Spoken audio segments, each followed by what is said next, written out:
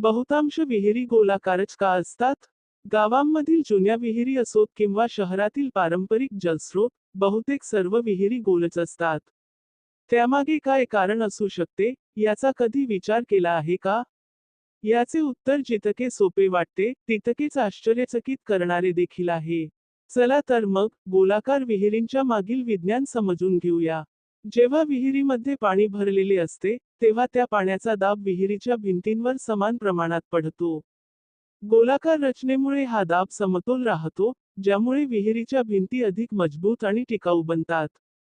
जर विहीर चौकोनी किंवा त्रिकोणी असती, तर कोपऱ्यांवर पाण्याचा दाब अधिक पडला असता, ज्यामुळे त्या भागांमध्ये हळूहळू भेगा पडू लागल्या असत्या. काळाच्या ओघात या भेगा मोठ्या झाल्या असत्या आणि विहिरीची भिंत कोसळण्याची शक्यता वाढली असती. अभियांत्रिकीच्या नियमांनुसार, गोलाकार संरचना जास्त मजबूत आणि दीर्घकाळ टिकणाऱ्या असतात. गोल विहिरी चौकोनी विहिरीपेक्षा सहज तयार करता येतात. कोणीही विहीर खणत असताना गोलसर स्वरूप आपोआप तयार होते. कारण, मानवाला फिरत फिरत खोदणे सोपे जाते. विहिरी गोल असल्यामुळे साफसफाई करणे देखील सोपे होते.